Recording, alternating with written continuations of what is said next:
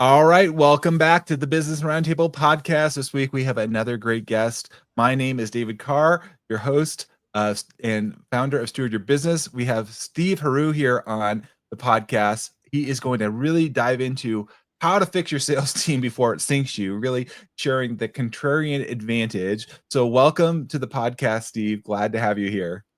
Thanks, David. Thanks for being on, man. Appreciate Yeah, no. taking time out from being a quarterback. So thanks. Yeah, there you go.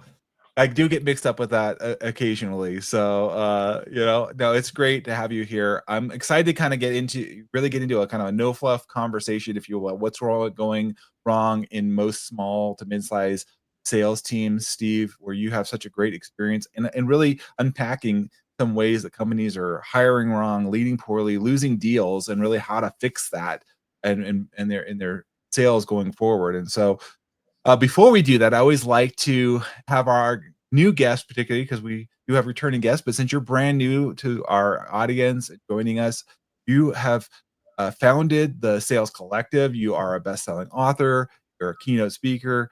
You have created the Sales DNA test, among other things. And so tell us a little bit about your journey in becoming the Sales Contrarian. And so, why is that, relevant to our listeners? Take us back a little bit, and I'd love to hear your journey. Sure thing. Hey, everybody. Steve Heroux. Again, nice to meet y'all. If you can see it, great. If you can hear it, great. But Yes. I'm probably the last person you'd ever think, right, would become, a keynote speaker, right, and doing what I do. And I grew up pretty much not saying a word. I mean, the first, 17 years of my life, I mean, I mimes thought I was quiet. So to say I was shy would be an understatement. But I'm from Boston and ended up getting into a really expensive business school up there, and realized that after I got my first semester of books that cost me almost $2,000, I was about to bankrupt my parents. So I had to get a job to help pay for college. And so I was going to do anything. I answered this job ad, and they had these pull tabs and flyers right all over campus, everything. It just said, part-time job, $10 an hour, and a phone number, and that was it. And I called the number. I'm like, what is this job you guys have plastered all over campus?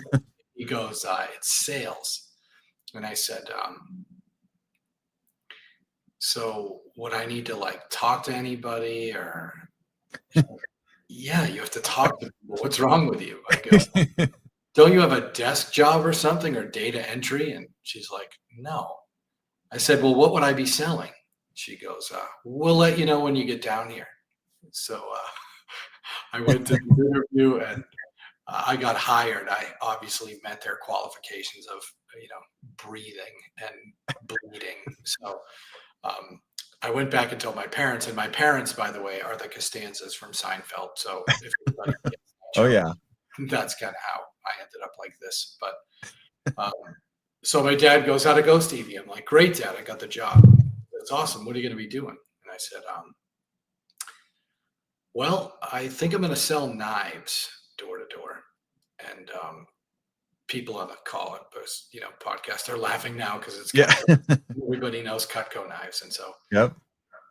I have to, let you know my dad was very supportive and uplifting, and an amazing dad, very nurturing. And, so he turns to me and he goes, are you a moron? Save the expletive, you get. Yeah. Oh, gee. I go, what? He goes, Stevie, don't be a schmuck. You're gonna sell knives door to door. You don't even talk. Who are you gonna sell knives to? Mm-hmm. Don't be stupid. Get a real job. I don't want to hear another word about this. So, I go, fine. Hey, Ma, can I have $150 for this knife thing? So you have to pay for the job. So you have to pay to get the job. Right, of course, my mom gives me the money. And that was freshman year of college. By senior year, I was number one in the country selling Cutco knives. So, quite the transformation, I guess. Yeah, going from your dad saying don't do it at all to being number one in the country. Yeah. So, stayed with them for a few years after college running sales teams, and then went into the insurance industry, um, which many of you know, the insurance company with the duck. So it's funny. I went to this job fair, and the guy looked at my resume, and he goes, "You made money selling Cutco knives?" I'm like, "Yes, sir, quite a lot of it." He goes, "You can do Aflac." And I said, well, I don't even know what is Aflac anyway. He goes, "Doesn't matter. When can you start?" So that was my interview with Aflac. Wow. I spent 13 years at Aflac, and somehow in the middle of my career did slightly better than 60,000 agents. So Wow. that's my background. So now, again, I get to teach and coach and train and speak and write and do all these things to help people, do what I did. And I pretty much did the polar opposite of everything I was ever taught ever. And so that hence the title, The Sales Contrarian, and the book's doing so well and all of those things. And so that's how I got started. Wow. Well, I mean, and this is exciting to dive into because, I think a lot of people almost sometimes say sales is, I know you have this, sales is a dirty word. It's like, I feel dirty being salesy. Is that a plant, or did you actually say that? No. So Yeah, go ahead. you guys don't even know that are listening. So The Sales Contrarian is my latest book. My first book is called Sales is Not a Dirty Word. It was funny you said that. This happened like 2 weeks ago. I had to get a new Amex card, and I'm talking to the lady on Amex, and she goes, "Wait a second, I know you." I'm like, "What? How do you know? What do you mean?" She goes, "I have your book." I'm like, "The Sales Contrarian?" She goes, "No, no, no, no. You wrote Sales is Not a Dirty Word, right?" I go, "Yeah." She goes, "Yeah, I love it. I can't even believe I bought it during the pandemic. Like, it changed my whole life." And, I'm like, Wow. "Well, thanks. I was always looking for the one person who bought it." So I was really, she laughs, whatever. So it's funny you say that, but that is the idea behind why I do what I do, is to undo, right, this disastrous reputation that salespeople have. And another author who I aspire to be, 1/1000th of, right, Daniel Pink. And I cite Daniel in my new book, but Daniel cites a study in his book called "To Sell is Human," right? What a surprise.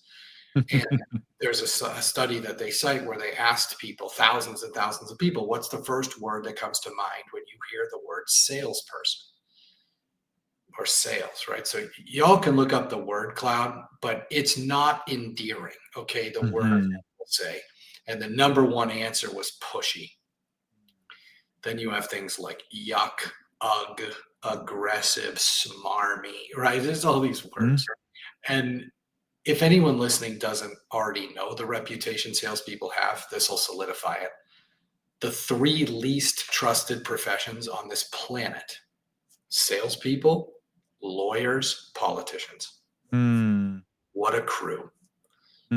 So if you keep doing this, the old school feel, felt, found, and magic selling systems, right, from the 60s. You gotta say this and do that and do the upfront contract. Like, you're causing people to resist even more. Like, you're in reinforcing the trauma, right, they've been through in every selling experience they've ever had. And you do the same thing that's always been done to them. You ain't selling stuff. So trying to undo all of these bad behaviors is pretty much what I work on every day. Well, it's so needed, and unfortunately, it's not going to go away quickly. But I think I'm glad you're here, Steve, because I work with business owners all the time and individuals, and helping them, and even in my own mind, Steve, like turning it around in a healthy way, and in becoming a true professional. Are you actually helping people and not being a glorified order taker, Absolutely. That's what right? happened. A lot of salespeople in the last few years during the pandemic, anyway, obviously, thankfully, we're much past that now, but it made a lot of salespeople lazy because their product or service or industry or environment or whatever was adversely affected, or right, incredibly positively affected, right, with COVID. And so people did become order takers because it was much easier to sell certain things. So now it's time to realize that maybe all of that success wasn't us as salespeople, and it was we just had a fire hose when somebody's house was on fire. And so there's a lot of salespeople right now don't believe, right, they are a true professional, like Mm. a doctor or a dentist, right, or an Mhm. accountant or whatever. And if you treat it like that, well, clearly you're not going to have great success. So the second people start treating this like a career and something that is to be respected, and that's really, again, part of my plight here is to bring respect right back into the sales profession. And so that's, Mhm. what gets me up every day.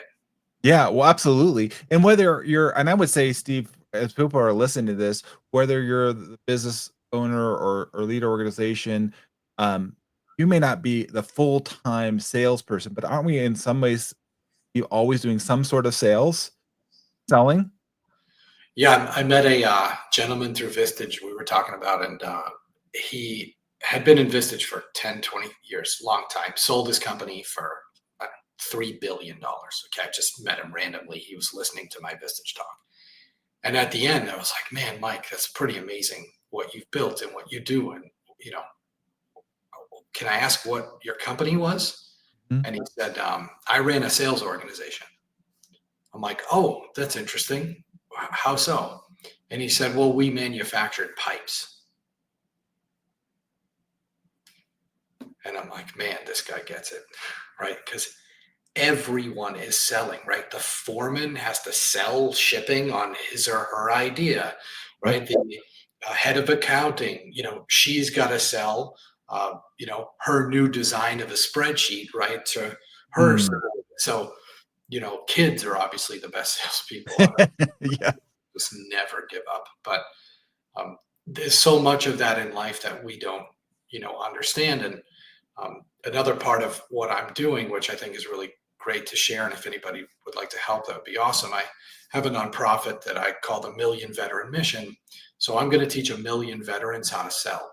So Mm. we'll all be gifted, granted, donated. We have so many great connections already in the military, but our men and women come back, right, these heroes, to not much, and many of them Yes. want to go into civilian life. And if I can give back and do my part, I don't want them like being exposed to these social media clowns and grifters Mm. and frauds who are, again, selling magic sales systems and special methodology, sales. Like that's just going to cause more damage. So Yes. if anybody listening has any connections to these heroes or organizations, right, please feel free to reach out.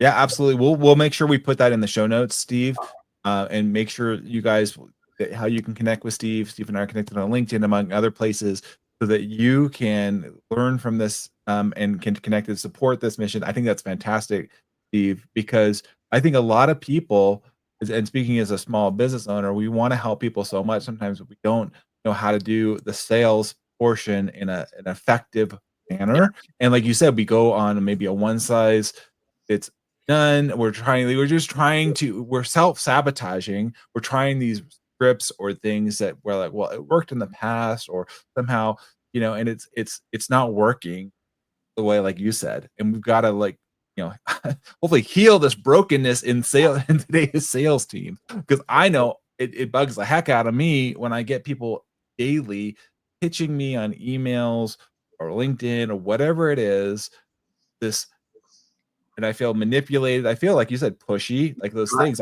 I'm literally experiencing it. I'm like, there is nothing drawing me into your proposition, if you No, it will, doesn't your make you message. want to buy, right? It makes you Yes. not want to buy. And Yes. it's funny you mentioned again a couple of things that relate, but one of my keynotes, I mean, the title, right, is one size fits none. So you can't do that, right? That doesn't work in any aspect of life, right? There isn't one size bicycle seat. Okay, for you cyclists, you'll know what I mean. There isn't one size shoe, right? A Nike only makes size 10. Yep. That's not how it works. And it's, some of you sports fans will know, but the U.S. Open, just happened this weekend. It's just probably the best finish I've ever seen, but in golf. And 156 players teed it up on Thursday. Okay, 156. How many unique sets of golf clubs do you think were on the course? Out of 156 players, how many unique sets? That's a good question. Does everybody have their own unique, one? Yes. Putter or whatever they want to have, right? Yes. Every single club is custom fitted to the person. They don't go to Dick's Sporting Goods and buy the magic set off the rack. And that is literally how sales training has been done for 75 years. Here's your set of clubs. Yeah. They don't fit. Like, I can't even address them all. And they're left-handed. I'm right-handed. No, I know. We just do it all the same way, right? Right. These are again, magic, old school sales methodology systems, right? That doesn't work, right? It's 2025, not 1965. We don't use VCRs. We don't have map books in our cars because they're obsolete. All these sales training techniques that are still being taught today. It's like, dude, really? So again, there's so much that has to be undone.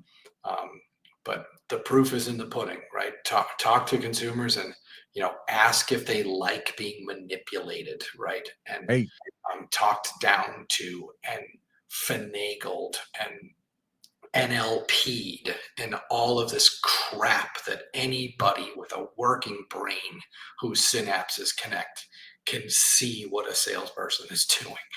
And people think it's a good thing. Good luck to y'all, okay? But that stuff does not work. No, well, it like you said, you can manipulate certain people to buy. There's certain things you can do, right? It's not sustainable though. It doesn't gain loyalty, right? Maybe you get the one-off, right, Steve? Correct. And they'll never buy from you again. They'll never tell their friends. They won't put good things about you on LinkedIn or social media. You won't have testimonials. You won't get referrals.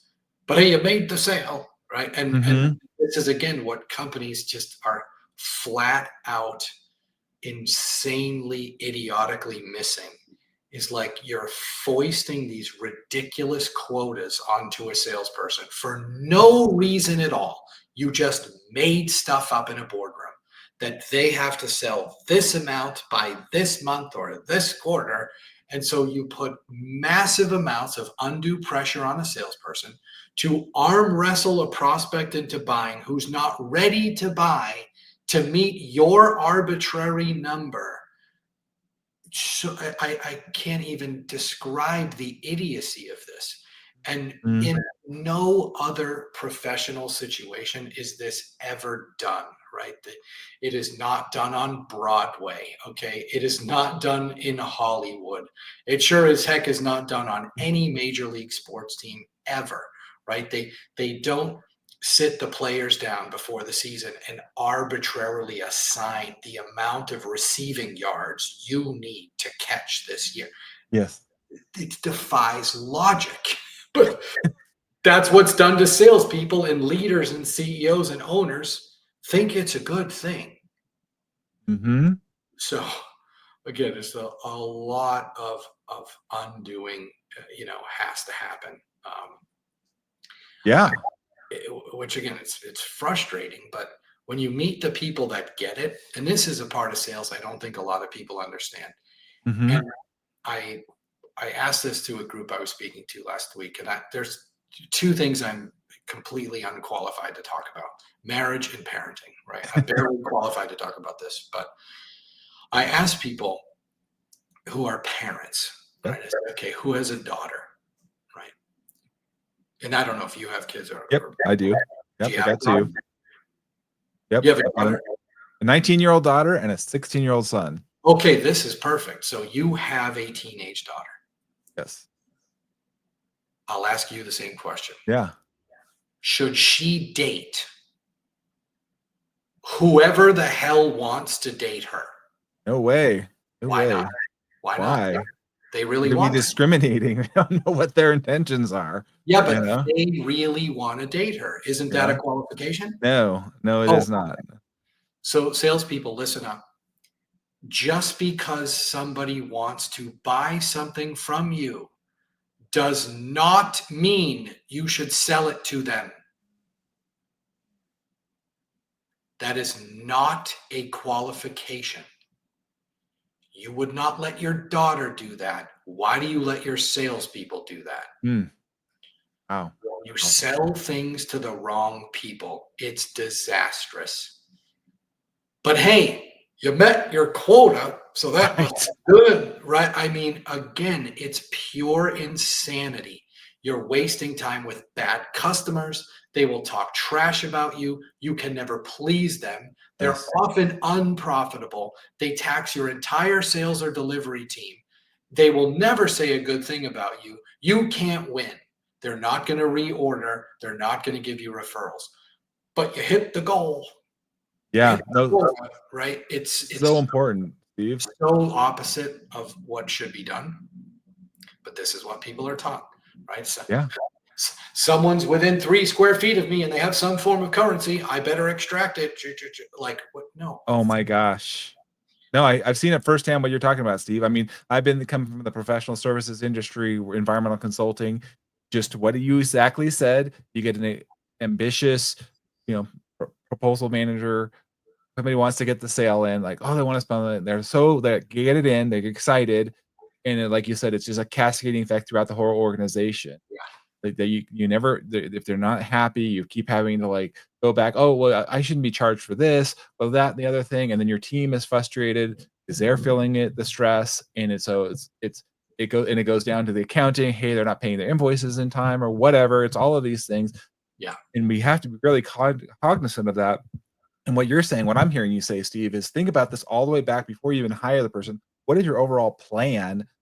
What is and I think we talked about this, you have like this sales DNA, like Yeah. what are we missing? Because we had to think through this a little bit more intently instead of just, oh, yep, I set the quota and I'm gonna hire just these people and I'll fill them in and they'll make it happen. Yeah. That's not really a strong No, recipe for not success, a good strategy. No. you know? Yeah. Yeah. Share a little bit more about what do you do? Like how do you like that missing link in the hiring and like bridging that? Yeah. Yeah. I mean, You if we had to pick like one thing that we do as a company, right? Sales Mhm. Collective, like the one thing we do the best is probably building sales processes. And, you know, we talk about sports a lot because it's such an easy Yep. comparison. And everybody knows football, right? Everybody Yeah. knows the NFL, right? I like everyone knows it. It's the most watched sport in America and all that stuff. So there are 32 teams in the NFL. And I don't know if you watch or you like a team or whatever. Do you have a team you watch? Oh goodness, I'm here in Southern California. My teams have moved away, so I, All right, so disgruntled yes, Charger fan or Raider fan, I get yeah, right. yeah. There are 32 teams. Hmm. Do you know how many guys are on a team? That's a good question. No, I don't. How many guys are on a team? So on a Sunday, roughly 52, 53 in that range, right? Yeah. Show up, right, to play. How long do you think these guys have been playing? Oh goodness, what the life of a football player is only a Yeah, few how years, a long have they been professional football, playing right? football in their lives? Like Oh, in just their whole life? yeah, how many years have they played this sport? Oh gosh, if they're professional, what 10 years, 15? I don't know. So let's say 15 years they've been playing. How good are they compared to the average human? I mean, they're like at the top. I don't think anybody average human can compete with these guys. Do you know how much they make? Like what their salary is? Do you know the average salary in What's the the average salary? No, it's gotta be a decent amount per year and your year or whatever, right? Their contract? It's What are they up 3.0 to now? million. Is it 3 wow, over 3,000,000, okay. Average. Average, that's just average, like, if you're just Average. that's not anybody, No, like the top quarterback or top receiver. ones are 60 million, right? The median salary, so the most common amongst the team, right, is 860,000. The guys that do not play, right, it's 860,000. So the question is this: there are 32 teams in the NFL, with teams full of 1/1000th of 1%ers who get paid millions of dollars, who know what to do. What percentage of those 32 teams have a playbook? They all have them. Oh, funny. They all do. Do you know what percentage of companies have a playbook for their salespeople? Question. What's your findings on this one? 14%. 14. Wow. 14%. That's incredible. 86% of companies, if they were a football team, would go, hey guys, there's the field. Yeah. Go like score a lot or something.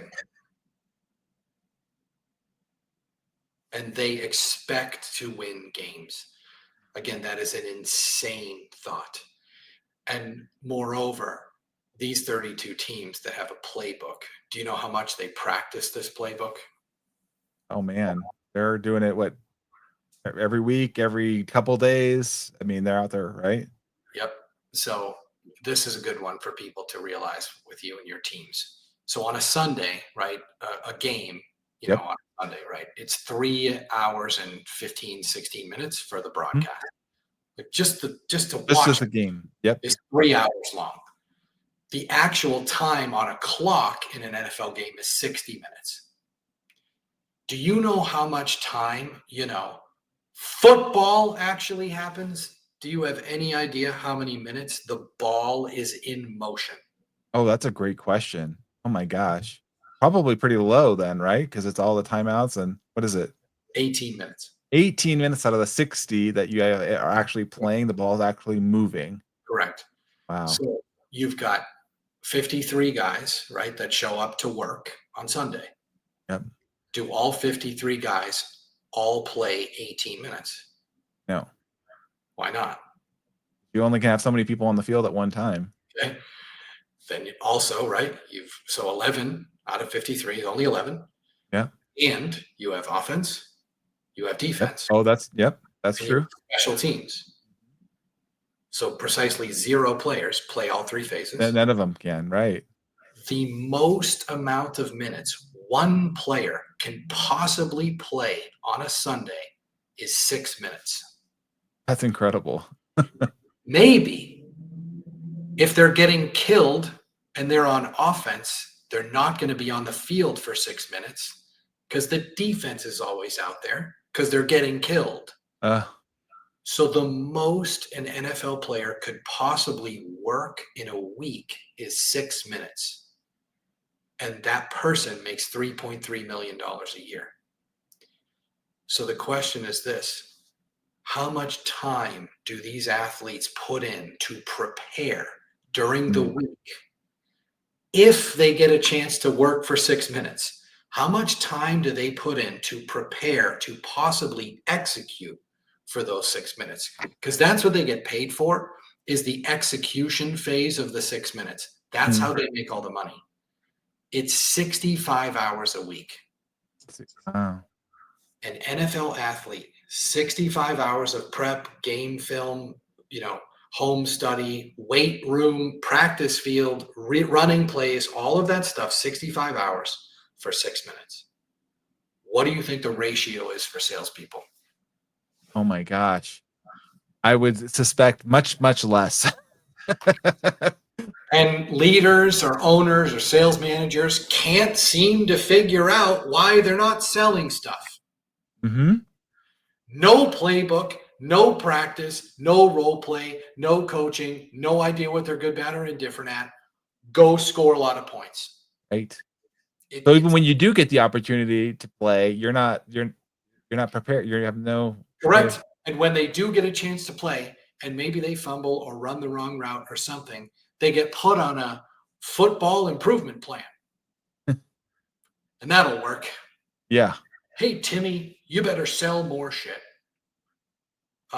Okay, well, you didn't onboard me properly. You're not coaching me. I have no one-on-one help. I don't know my sales DNA. There's no playbook to practice. We don't have any updates. And you said you wanted me to sell more?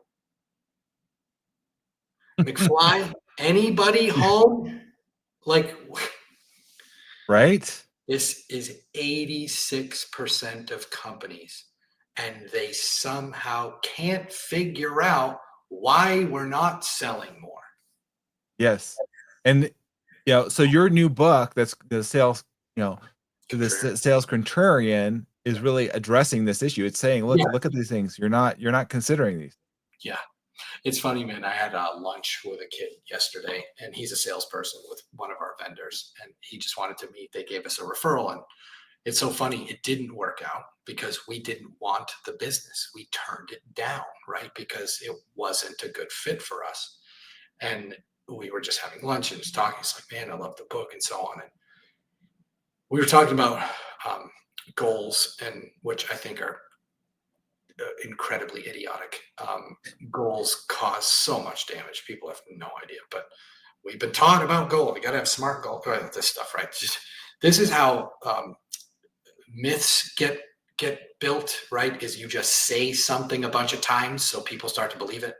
And he sat there. He just kind of looks at me. He's like, man, I thought I was the only one who felt like you. And he kills it. Okay. He kills it. They're a fractional, accounting firm, right? We use them for fractional bookkeeping and work, and they do an amazing job. And this kid is doing so great. And the owner of the company says, it's probably her best hire, right?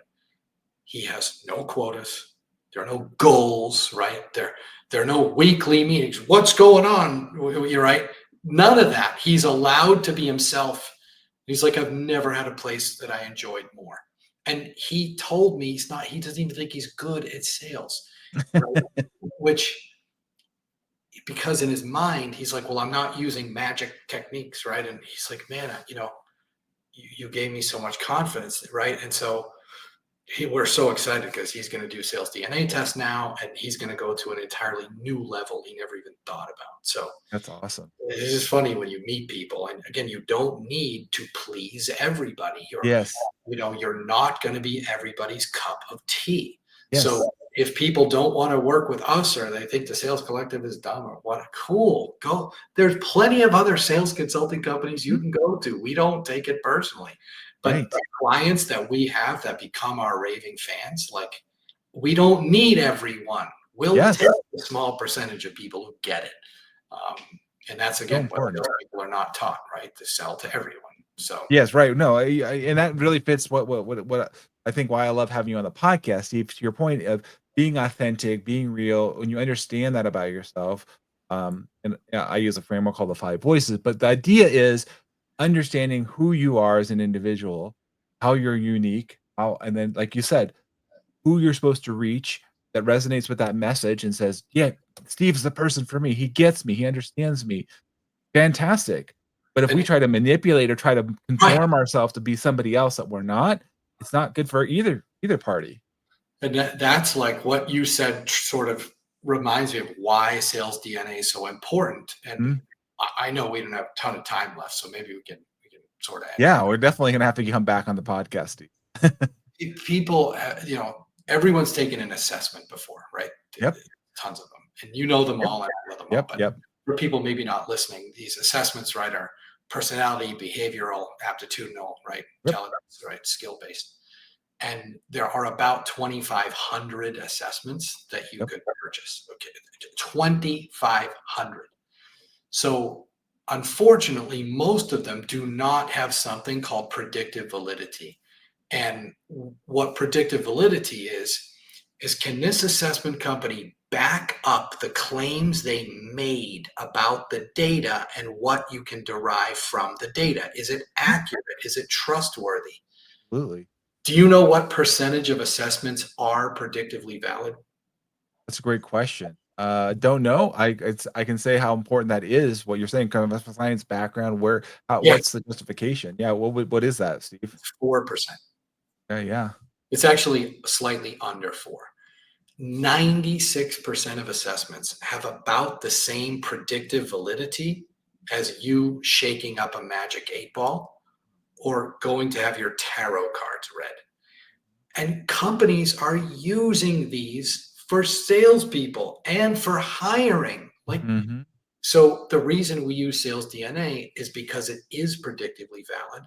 Mm-hmm. We have 35 years of proof. 2.5 million salespeople have taken this, right? So we have the math. And so that's why we use this in Yes. evaluating a potential hire, which, by the way, each wrong hire, sales hire in the US is 1.3 million bucks lit on fire, top line.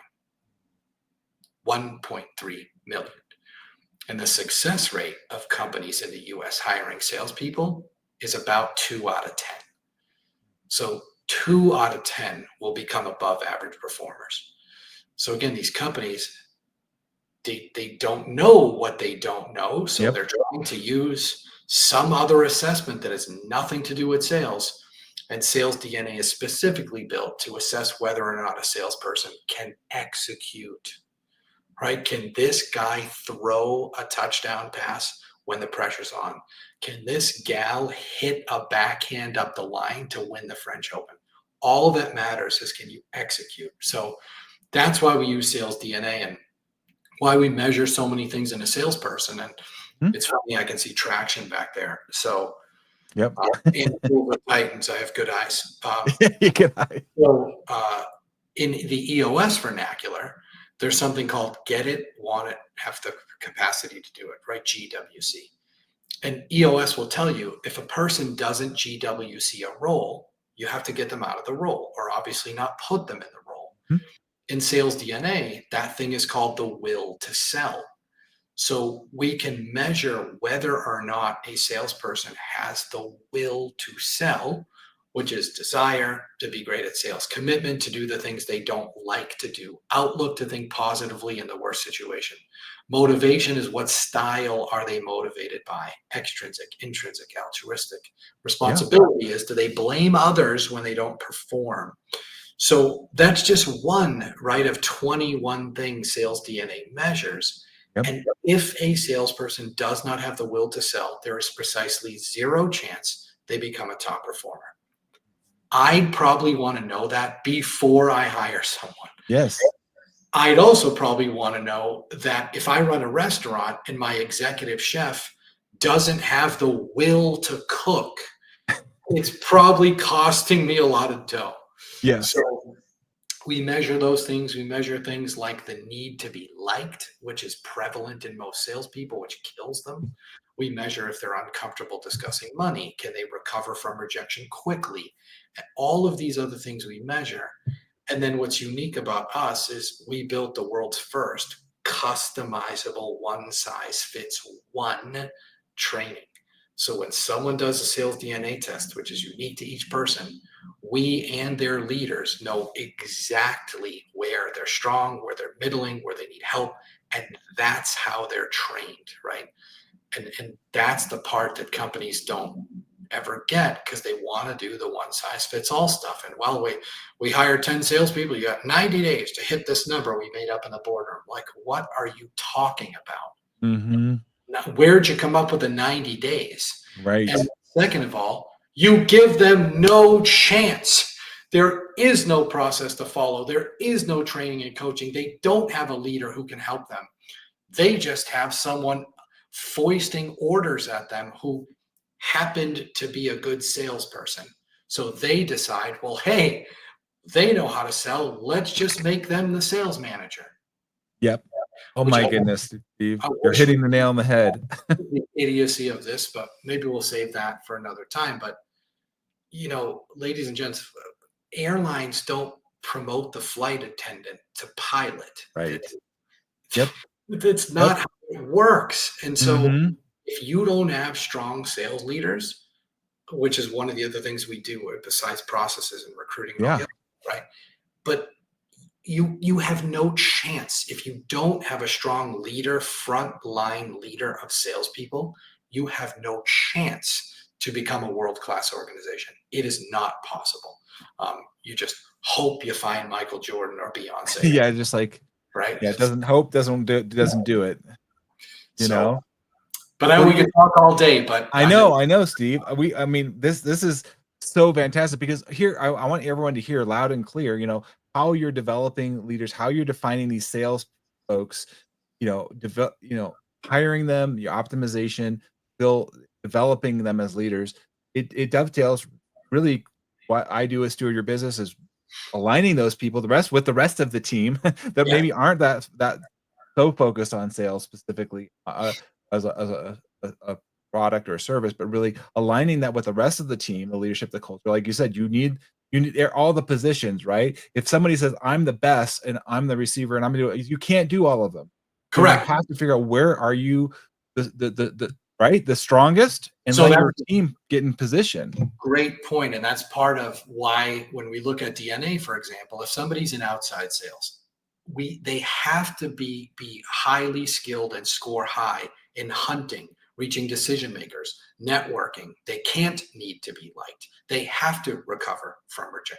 So you've got to assess people and then put them in position to win.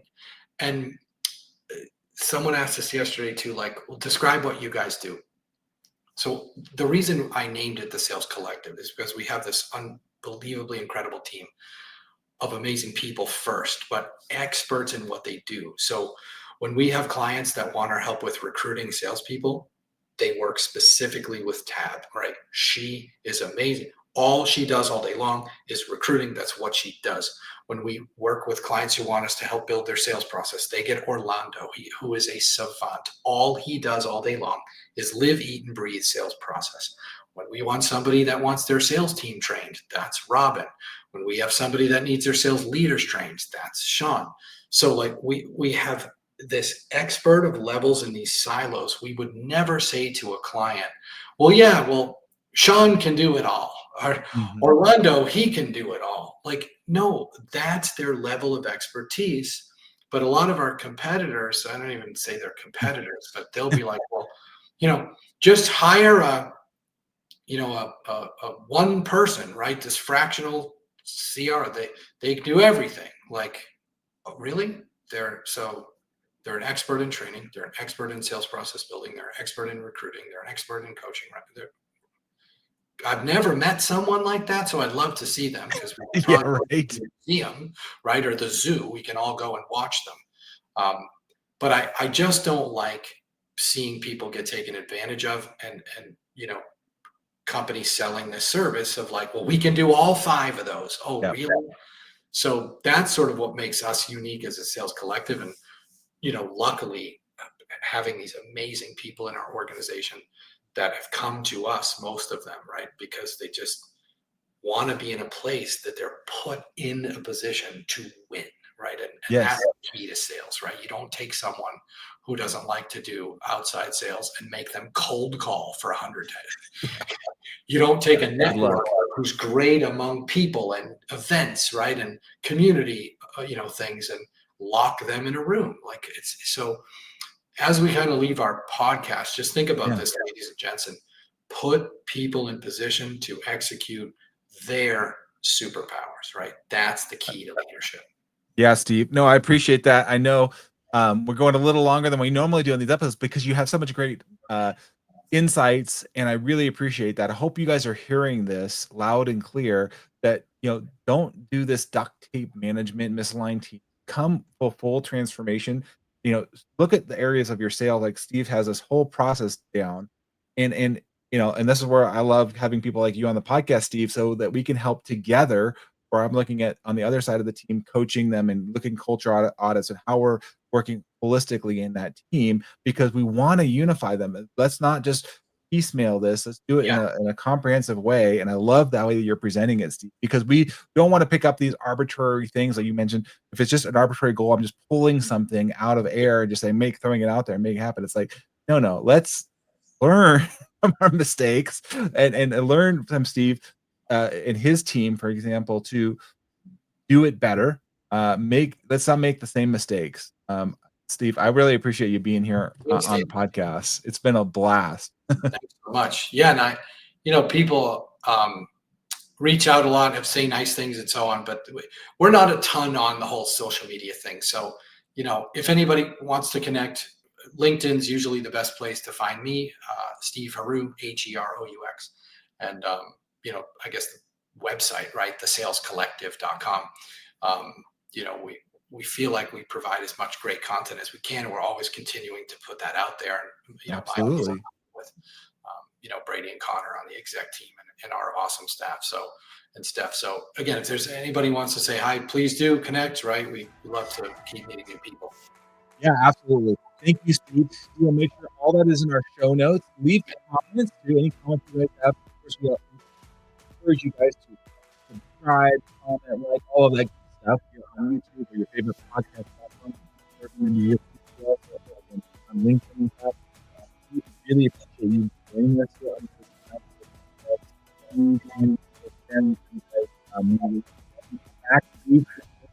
for being on the podcast. Thanks, man. Appreciate you, David. Appreciate everybody listening. Talk soon. Thanks, everybody. Thanks for listening. Until next time, be well, everybody. Take care. Thanks so much.